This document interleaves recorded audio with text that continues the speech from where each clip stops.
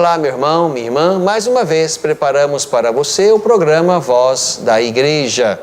Bebendo da fonte, vamos visitar um belo texto de São Lucas, onde nos encontramos e aprendemos com a família de Nazaré. No coração deste tempo, vamos meditar sobre a família e sobre a cultura da paz, que nós precisamos cada vez mais ensinar e viver a partir da realidade fundamental e primeira da família. A família é a escola da paz. Uma igreja em caminho. Janeiro é mês de férias, mas a Missão Maria de Nazaré tem atividades importantes para você que é jovem, para você que é casado. O nosso programa Voz da Igreja está começando para você.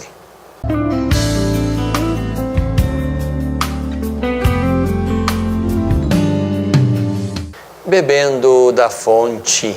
Meu irmão, minha irmã, mais uma vez convido você neste tempo precioso e bendito do Natal, nesta oitava do Natal, convido você a mergulhar no mistério da palavra, desta palavra que se fez carne e estando entre nós na carne humana, do jeito humano, a modo humano, nos anunciou Deus, anunciou o reino, revelou-nos o coração do Pai, o seu Pai.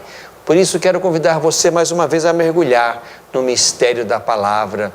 E neste programa vamos partilhar o texto de Lucas, capítulo 2, versículos 41 a 52. É o texto do Evangelho deste domingo, na oitava do Natal, onde celebramos a Sagrada Família de Nazaré. Os pais de Jesus iam todos os anos a Jerusalém para a festa da Páscoa. Quando Jesus completou 12 anos, subiram para a festa, como de costume. Passados os dias da Páscoa, começaram a viagem de volta. Mas o menino Jesus ficou em Jerusalém sem que os seus pais o notassem. Pensando que Jesus estivesse na caravana, caminharam um dia inteiro. Depois começaram a procurá-lo entre os parentes e conhecidos. Não o tendo encontrado, voltaram para Jerusalém à sua procura. 3 dias depois, o encontraram no templo. Estava sentado no meio dos mestres, escutando e fazendo perguntas. Todos os que ouviam o menino estavam maravilhados com sua inteligência e suas respostas. Ao vê-lo, seus pais ficaram muito admirados e sua mãe lhe disse: Meu filho, por que agiste assim conosco? Olha que teu pai e eu estávamos angustiados à tua procura. Jesus respondeu: Por que me procuráveis? Não sabeis que devo estar na casa de meu pai? Eles, porém, não compreenderam as palavras que Jesus lhes dissera. Jesus desceu então com seus pais para Nazaré e era-lhes obediente. Sua mãe, porém, conservava no coração todas estas coisas. E Jesus crescia em sabedoria, estatura e graça diante de Deus e diante dos homens. Meu irmão, minha irmã, um belo texto de São Lucas, só de Lucas. Aqui nos encontramos mais uma vez com a Sagrada Família, que de modo bastante marcante encontramos nos textos da infância de Jesus no Evangelho de Mateus e nos textos da infância de Jesus no Evangelho de Lucas. Sobretudo em Lucas há detalhes bonitos que nos fazem pensar muitas coisas, realidades e verdades da nossa fé. Neste domingo da Sagrada Família, é o domingo que está na oitava de Natal, nós podemos pensar, a partir do mistério da encarnação, muitas coisas que tocam também a nossa vida e a nossa fé. Em primeiro lugar, precisamos de fato reconhecer que o projeto que Deus pensou e realizou para que neste mundo se pudessem gerar e cuidar dos filhos, esse lugar é a família. A família onde há um pai, uma mãe, desses dois no amor e na fecundidade nascem os filhos, que são cuidados com amor, educados para a vida no mundo, educados para a fé em Deus. Portanto, se desenha nesta liturgia o projeto de Deus acerca da família. O esposo, a esposa, os seus filhos. É nesse lugar que nós, a partir da fé, ensinamos e cremos que seja o lugar onde a criatura humana nasce, se desenvolve, cresce, aprende os primeiros valores da vida, também recebe aí nesse pequeno núcleo a fé, o amor a Deus, e a partir desse pequeno núcleo familiar, doméstico, se expande então para o universo maior da comunidade, da sociedade, e assim se torna um cidadão pleno de consciência daquilo que deve ser no mundo a partir da fé e da educação humana, religiosa, moral, que ele recebe ali desde o primeiro núcleo de vida, que é o núcleo familiar. O primeiro ensinamento, portanto, desse domingo é exatamente acerca deste lugar e, ao mesmo tempo, deste estatuto da família, na qual Deus, a partir de um homem e de uma mulher fecundos e capazes de gerar e educar os seus filhos, aí Deus realiza o seu projeto de continuar no meio do mundo a expandir a comunidade humana para que ela cresça e, como comunidade humana marcada pela fé, também vá dando ao mundo a configuração do reino que nós todos temos a missão de fazer crescer e avançar sempre mais. Para além disso, percebemos também aqui nesse texto de Lucas que a Sagrada Família era um núcleo familiar profundamente ligado a Deus. Aqui, mais uma vez, aparece de maneira clara esta preocupação, este zelo, esta fidelidade daquela família com as coisas de Deus. O texto diz: os pais de Jesus iam todos os anos a Jerusalém. E olhem que de Nazaré a Jerusalém havia um bom percurso, que aquela família, como quem vai em romaria, em peregrinação, aquela família também se ajuntava a outras famílias, como o texto deixa perceber, na ida e na volta, iam, portanto, como romeiros a Jerusalém, para que ali, de fato, pudessem celebrar a Páscoa, a grande festa judaica. Então aqui estamos diante de uma família zelosa dos seus compromissos religiosos. Para além disso, avançamos também para a compreensão gradativa, seja de Maria e José, que diz o texto, não compreenderam bem as palavras de Jesus, ali quando fora reencontrado, mas também um crescimento a modo humano do próprio Jesus no conhecimento ou no autoconhecimento da sua identidade.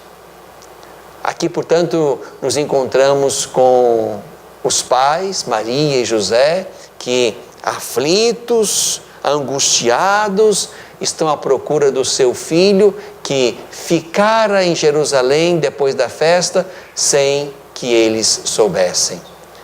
Mas Jesus não ficou em Jerusalém porque se perdeu ou porque queria aproveitar ainda o restinho da festa.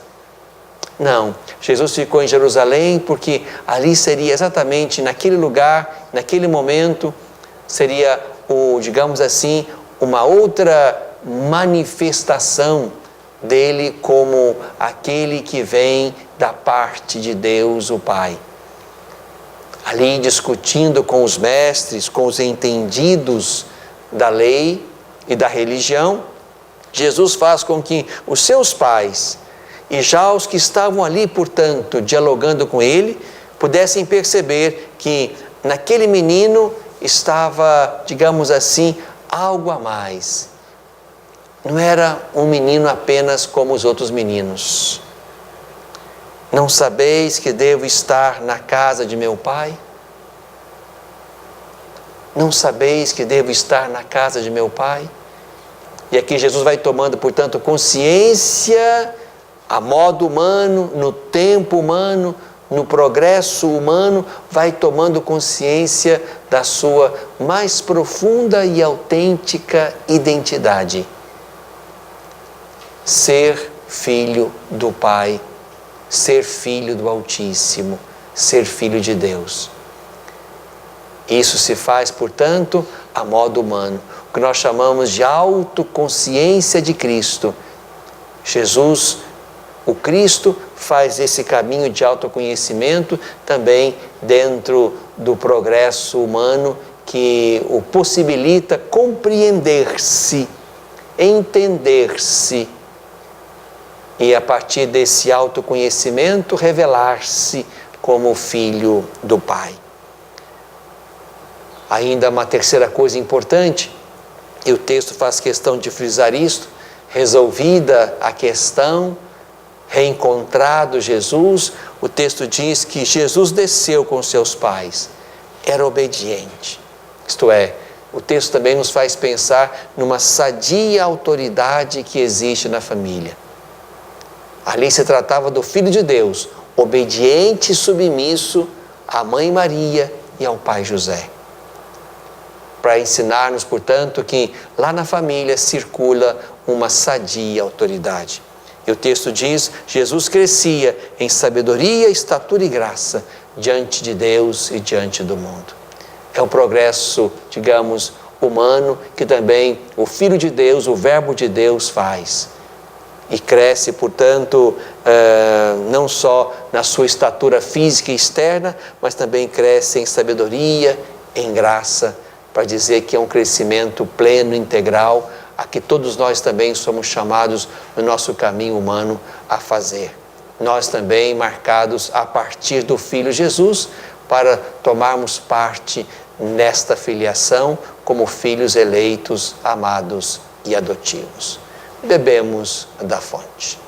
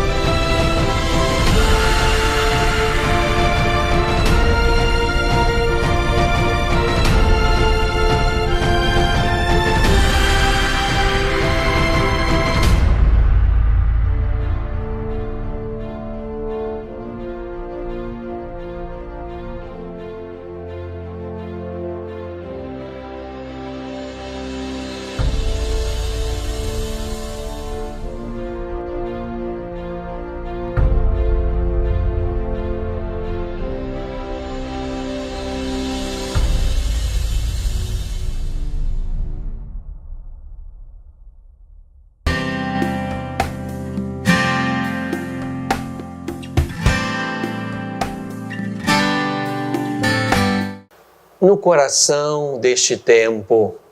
Meu irmão, minha irmã, como lembrava ainda no outro bloco, estamos nesta chamada oitava de Natal. Celebramos o mistério do Verbo que se fez carne e habitou entre nós.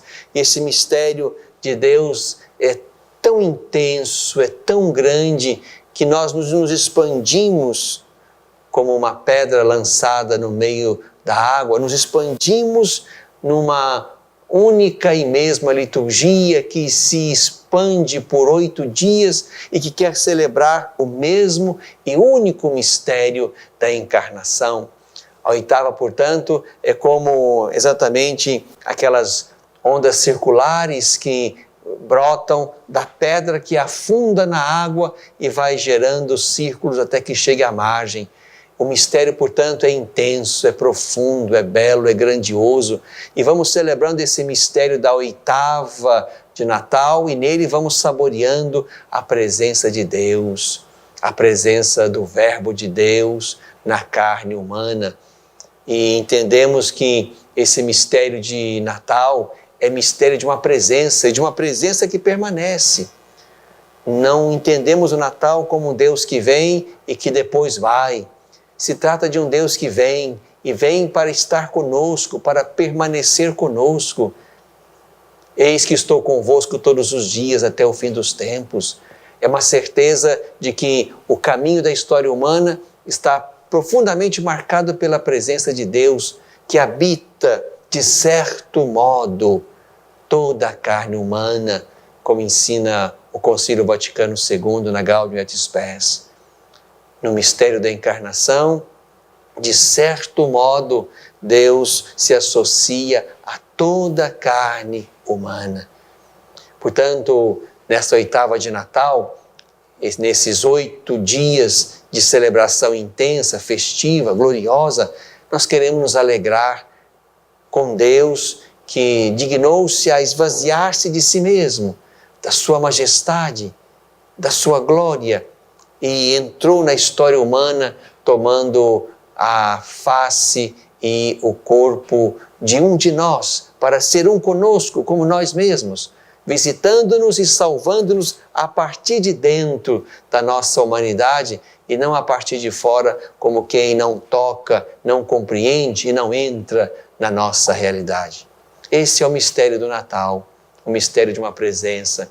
E no domingo que está dentro da oitava, nós celebramos, como eu lembrava no bloco anterior, nós celebramos a Sagrada Família de Nazaré.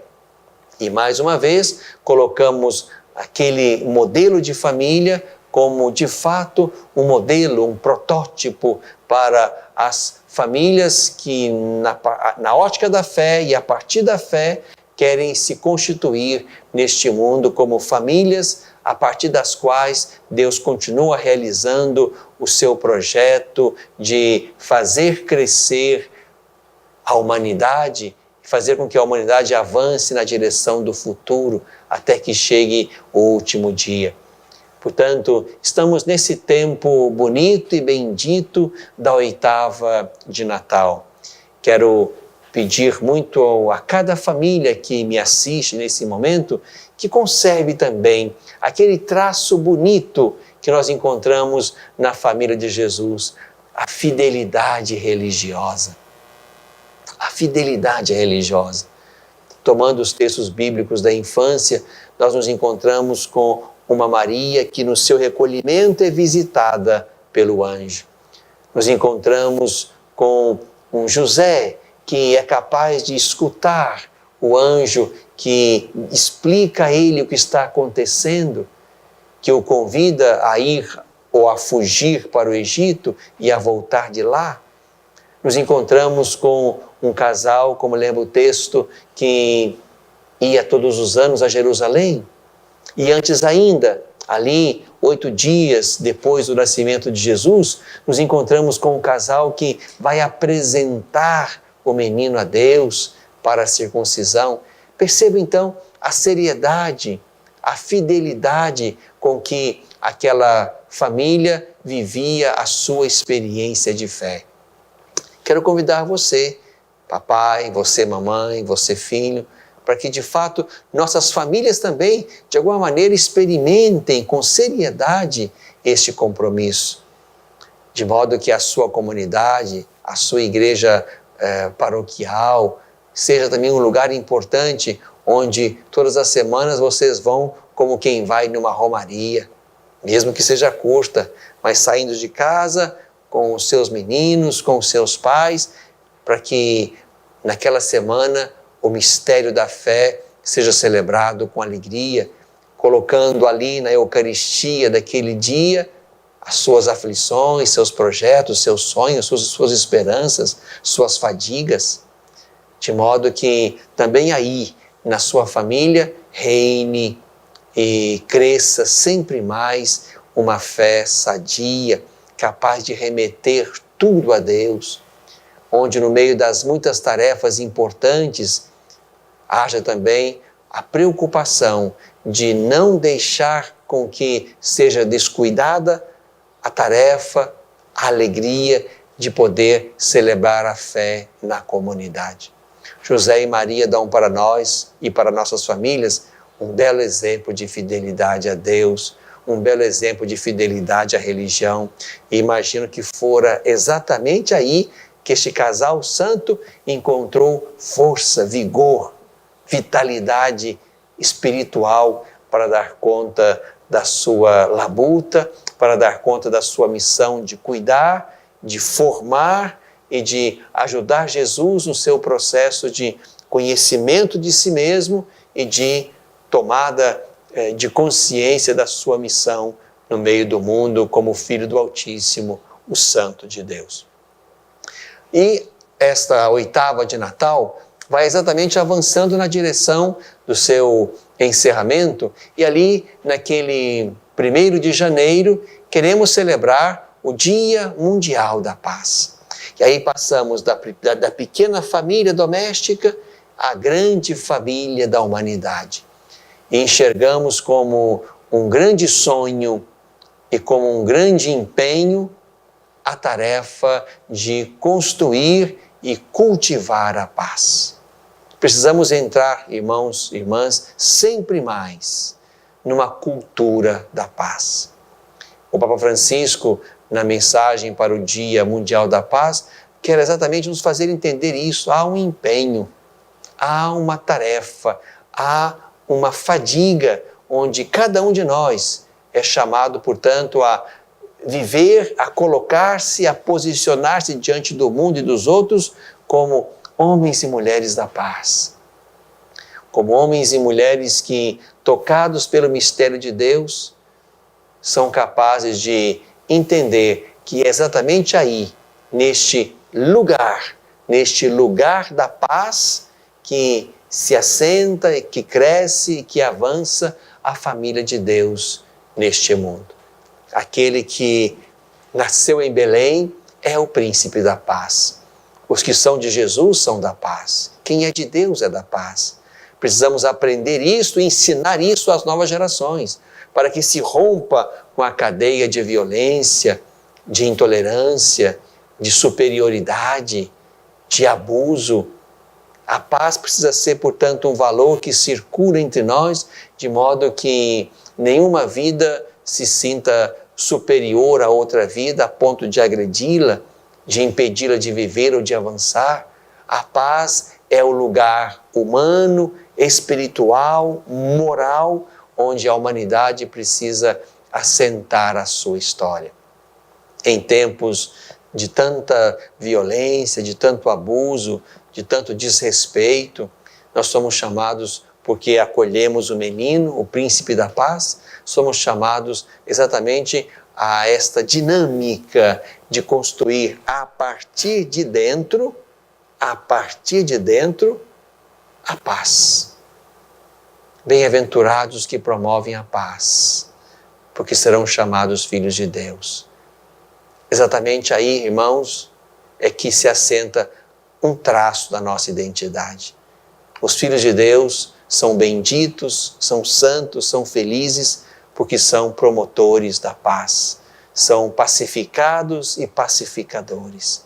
Esse é o lugar, esse é o caminho, este, digamos, é exatamente o dever de casa que cabe a nós, que acolhemos o menino e queremos com ele avançar na direção de uma história profundamente marcada pela paz. Convido você que vai viver comigo e com os irmãos deste tempo, daqui a alguns dias, a virada do nosso ano, convido você, meu irmão, minha irmã, ali a levantar uma prece a Deus pela paz.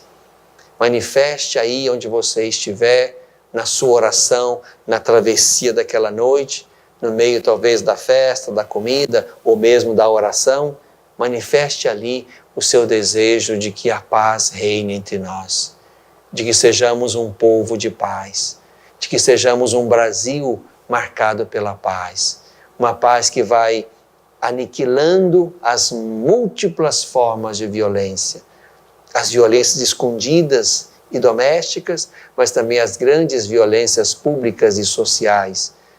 A paz precisa ser o dom que, a partir daqueles que creem em Deus, a paz precisa ser um dom que brota e que sai de nós como um dom que o mundo, o planeta, precisa conhecer e cultivar. Desejo a você, meu irmão, minha irmã, uma noite abençoada na travessia deste ano e vamos com Maria, vamos com José, guardando no coração aquilo que não entendemos e avançando na direção de um futuro que certamente vai terminar em Deus. No coração deste tempo.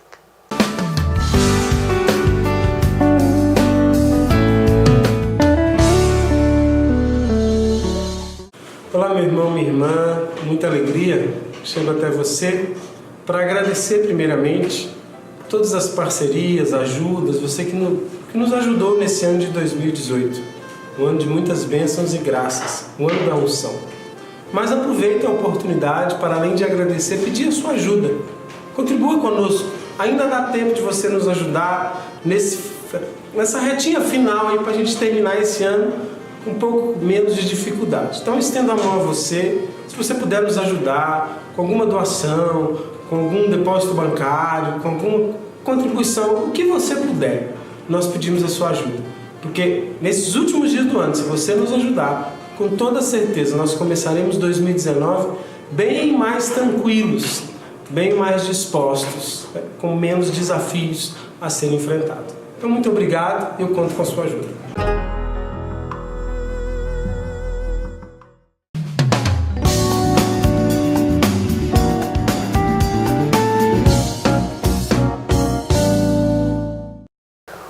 Uma igreja em caminho. Estamos terminando o ano, estamos começando o mês de janeiro, mês de férias, mês de atividades especiais, extraordinárias. Está conosco aqui Eduardo Rivelli, da Missão Maria de Nazaré. E essa comunidade católica tem atividades para jovens, para casais, agora então no mês de janeiro. Então, Eduardo, queria que você então dissesse aos nossos amigos que nos escutam e que nos veem o que a comunidade está preparando para o mês de janeiro. Primeiro eu quero fazer então um convite para os jovens, já que é férias, dias 10, 11, 12 e 13 de janeiro, nós vamos estar fazendo um acampamento para os jovens. O tema desse acampamento é Subindo o Monte, que a ideia realmente é subir o monte e encontrar-se com Jesus. Jesus que sempre subia os montes para rezar. Então você vem viver um final de semana bem diferente, junto à natureza, mas também com uma espiritualidade muito profunda. E o segundo convite é para você que já faz aí uso do método Billings ou quer conhecer mais, né? É um curso para instrutores do método Billings, dias 19 e 20 de janeiro. Claro, sim, eu não conheço, pode fazer um curso de instrutores? Pode, que seja para conhecer, para ser um multiplicador. Se você já é usuário desse método, você pode fazer para se tornar um instrutor, 19 e 20 de janeiro. Para esses dois eventos, mais informações no nosso telefone, que é o 3216-2146, DDD 37, ou no nosso site, mariadenazaré.com.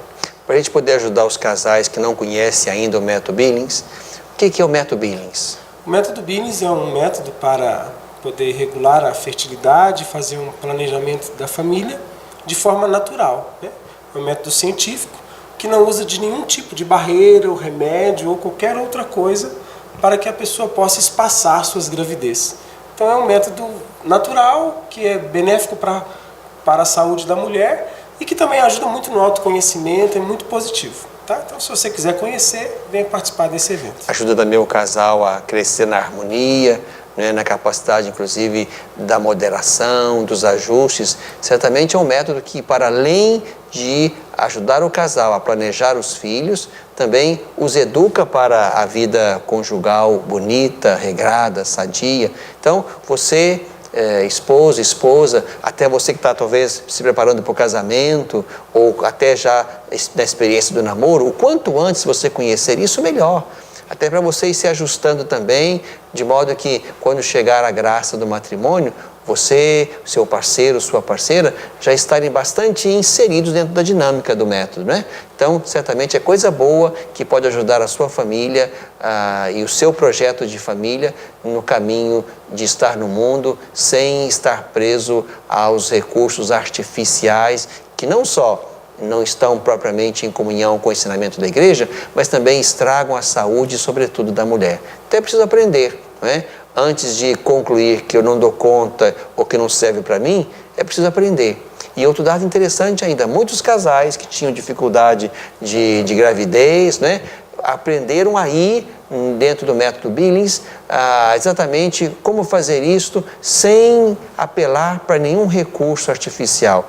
Há muitas histórias bonitas, muitos testemunhos lindos de casais com dificuldade de gravidez que ali, dentro desse caminho do método Billings, puderam experimentar a graça da maternidade, da paternidade. Não é verdade? É isso mesmo. É um método que ajuda na harmonia conjugal, como diz Dom José, e como a pessoa descobre a sua fertilidade, aqueles que querem engravidar, é muito eficaz. Então venha conhecer. Acesse o nosso site, mariadenazaré.com. Lá você vê todas as informações e até conhecer um pouco mais do método Billings lá, para quem sabe ter mais curiosidade e vontade de vir participar desse evento. Então, para você que é jovem, para você que é casal, tem atividade importante e bonita no mês de janeiro. Uma igreja em caminho.